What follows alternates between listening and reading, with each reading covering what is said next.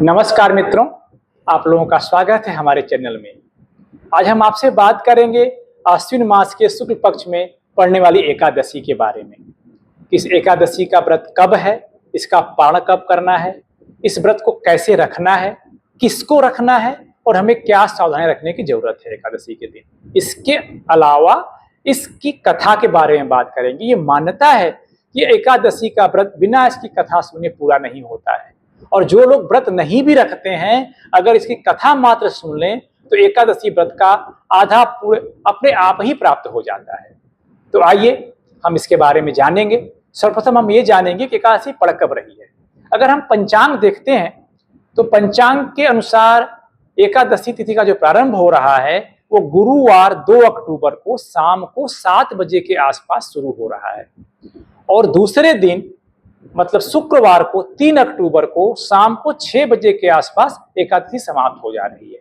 इस प्रकार से 3 अक्टूबर दिन शुक्रवार को उदया तिथि और द्वादशी युक्त एकादशी दोनों का शुभ संयोग मिल रहा है, और बहुत ही अच्छा समय है हमारे एकादशी के व्रत का। तो हम जो एकादशी का व्रत है वो 3 अक्टूबर दिन शुक्रवार को रखेंगे। अब इसका पारण कब होगा?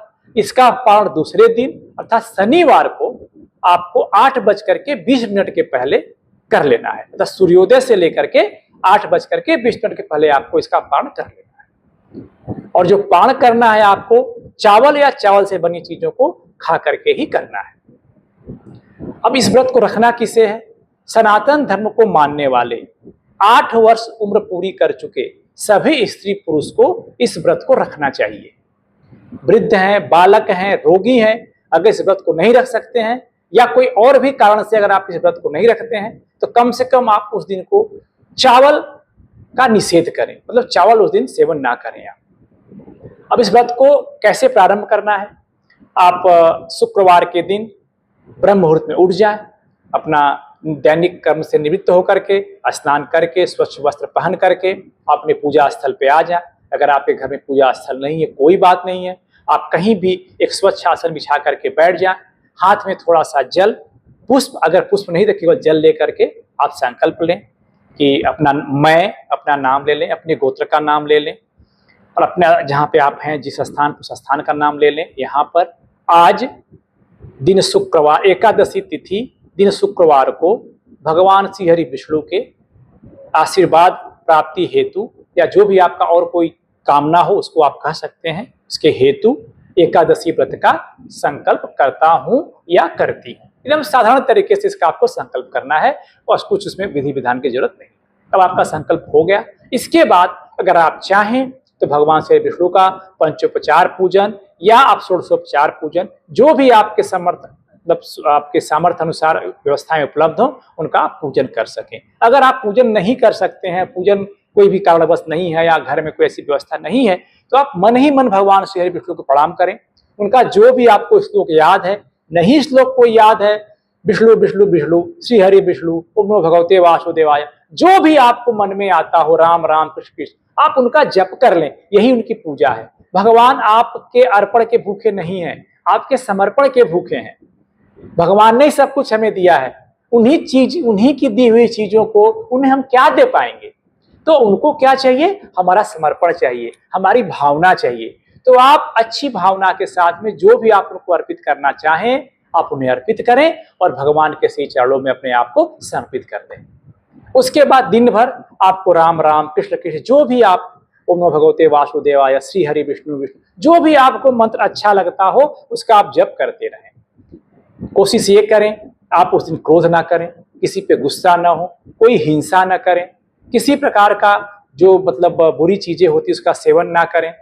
तंबाकू, सिगरेट, मद्यपान, गुटखा, तंबाकू जो भी उस दिन आप करते हैं उसका अगर त्याग करें तो बहुत अच्छी बात है, और कोई भी तामसिक प्रवृत्ति का भोजन ना करें।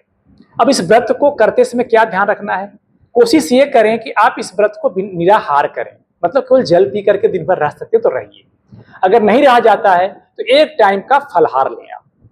अब उसके बाद ही बात नहीं बनती है तो आप जितनी बार चाहें उतनी बार फलहार लें, बस ये व्रत को रखें जरूर। इस व्रत को रखने से व्यक्ति के पूर्व में किए गए सारे पाप नष्ट हो जाते हैं। इसका मतलब ये नहीं कि आपको पाप करते रहना है। मेनली क्या होता है, अगर आपके अनजाने में कोई पाप ऐसा हो गया हो तो आप इस व्रत को करेंगे तो उसका आपको इससे मुक्ति मिल सकती है। अब इस व्रत को आपने ये जान लिया कि इसका पारण कब करना है, व्रत को करना कब है, व्रत को कैसे करना है, पूजा कैसे करनी है, किसे करना है। अब हम इसकी कथा के बारे में बात करेंगे। कथा के बारे में हम थोड़ा सा इसके महत्व के बारे में बता दें कि एकादशी का जो व्रत होता है बिना इसकी कथा सुने पूरा नहीं माना जाता है। अगर आप व्रत नहीं भी रखते हैं और केवल कथा मात्र सुन लेते हैं तो भी आपको आधे एकादशी व्रत के बराबर का पुण्य मिल जाता है। तो आइए हम कथा शुरू करते हैं। एकादशी व्रत की कथा का जो वर्णन है वह मिलता है पद्म पुराण में, और सामान्यतः ये युधिष्ठिर और भगवान श्री कृष्ण के बीच संवाद के रूप में वहां पे वर्णन किया गया है इसका। तो आइए हम प्रारंभ करें। एक बार महाराज युधिष्ठिर और भगवान श्री कृष्ण बैठे हुए थे, आपस में धर्म की चर्चाएं हो रही थी।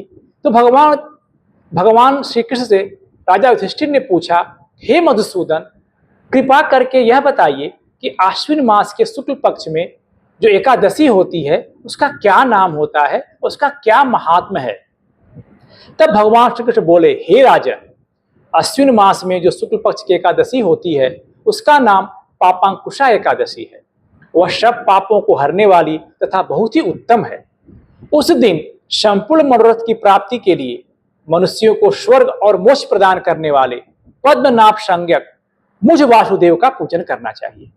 जितेंद्रिय मुनि चिरकाल तक कठोर तपस्या करके जिस फल को प्राप्त करता है वह उस दिन भगवान गरुड़ को प्रणाम करने से ही मिल जाता है। पृथ्वी पर जितने तीर्थ और पवित्र देवालय हैं उन सबके सेवन का फल भगवान श्री हरि विष्णु के नाम कीर्तन से मनुष्य प्राप्त कर लेता है।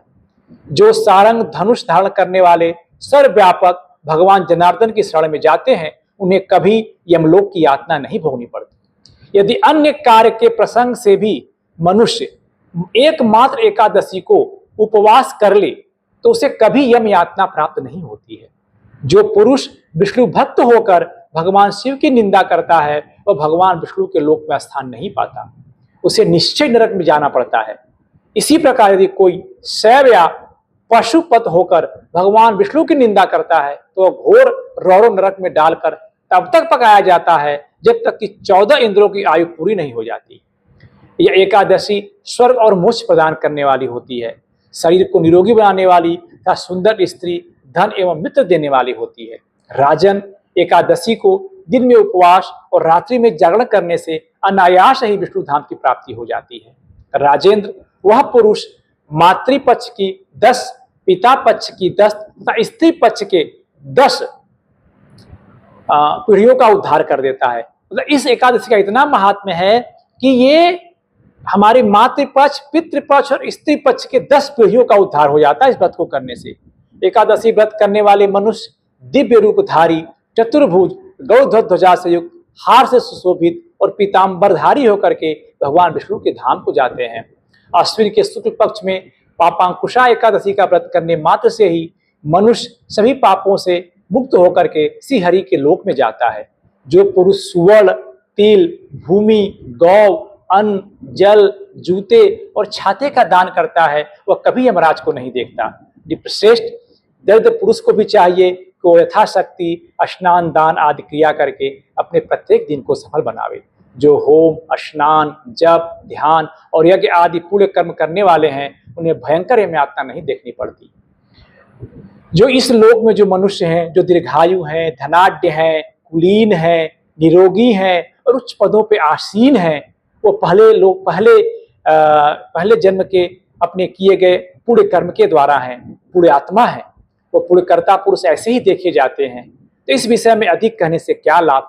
मनुष्य पाप से दुर्गति में पड़ते हैं और धर्म से स्वर्ग में जाते हैं। तो हे राजन, तुमने मुझसे जो कुछ पूछा था उसके अनुसार हमने पापांकुशा एकादशी के महात्म्य का हमने वर्णन किया। तो इस प्रकार से भगवान श्री कृष्ण ने युधिष्ठिर को इस एकादशी के महात्म्य के बारे में बताया। इसके बारे में एक कथा भी प्रचलित है। एक कथा है इसमें कि प्राचीन समय में विंध्य पर्वत पर क्रोधन नाम का एक बहलिया रहता था। वो बड़ा ही क्रूर था। उसका सारा जीवन हिंसा, लूटपाट, मद्यपान और गलत संगति और पाप कर्मों में बीता। जब उसका अंतिम समय आया तब यमराज के दूत बहलियों को लेने आए और यमदूत ने बहलिये से कहा कि कल तुम्हारे जीवन का अंतिम दिन है, और हम तुम्हें लेने आएंगे। यह बात सुनकर भेड़िया बहुत भयभीत हो गया। उसे तो पता था कि हमने कितने पाप कर्म किए हैं। और वह महर्षि अंगिरा के आश्रम में पहुंचा और महर्षि अंगिरा के चरणों में गिर करके प्रणाम किया और प्रार्थना करने लगा, हे ऋषिवर, मैंने जीवन भर पाप कर्म किए हैं, कृपा करके मुझे कोई ऐसा उपाय बताएं जिससे मेरे सारे पाप मिट जाएं और मोक्ष की प्राप्ति हो जाए। उसके निवेदन पर महर्षि अंगिरा ने उसे अश्विन शुक्ल की पापांकुशा एकादशी का विधि पूर्वक व्रत करने को कहा। महर्षि अंगिरा के कहे अनुसार उस बहरिये ने यह व्रत किया और पूर्व में किए गए सारे पापों से छुटकारा पा लिया। और इस व्रत पूजन के बल से भगवान की कृपा से वह विष्णु लोक को गया। जब यमराज के यमदूत इस चमत्कार को देखे तो बहलिया को लिए बिना ही यमलोक वापस लौट गए। इस प्रकार से इस व्रत का इतना महात्मा है कि उस बहलिया जो जीवन भर अपना पाप कर्म करता रहा, पक्षियों को मारता रहा, मद्यपान करता रहा और दुष्संगत में रहा और भी बहुत सारे गलत काम करता रहा, वो एक व्रत करने मात्र से सारे पापों से उसको मुक्ति मिल गई। तो हम तो मानव हैं, हम क्यों न करें? हम कर सकते हैं। हम इस मानव रूपी श्रेष्ठ जीवन पाए हुए हैं, तो हमें भगवान के ध्यान में, पूजा में अपना समय बिताना चाहिए। तो इस प्रकार से आपने देखा कि इस एकादशी के व्रत का क्या महात्मा है और क्या कथा है। हमारा आपसे बस ये अनुरोध है कि आप इस कथा को सुन करके केवल अपने तक न रखें, आप अपने प्रियजनों तक भी इसको पहुंचाएं, ताकि वो भी इस कथा को अगर व्रत नहीं रखते हैं तो कम से कम इस कथा को जरूर सुने और कथा सुन करके एकादशी के व्रत के आधे के पुण्य का कम से कम भागी बने। तो अगर आपको हमारे द्वारा बताई गई एकादशी व्रत के बारे में जानकारी और ये जो एकादशी व्रत की कथा आपको अच्छी लगी हो तो हमारे वीडियो को लाइक करें और अगर आपने अभी तक सब्सक्राइब नहीं किया है तो सब्सक्राइब कर लें और दूसरों को शेयर करें। भगवान श्री हरि विष्णु आप सभी लोगों का कल्याण करें। ओम नमो भगवते वासुदेवाय। ओम श्री हरि विष्णु।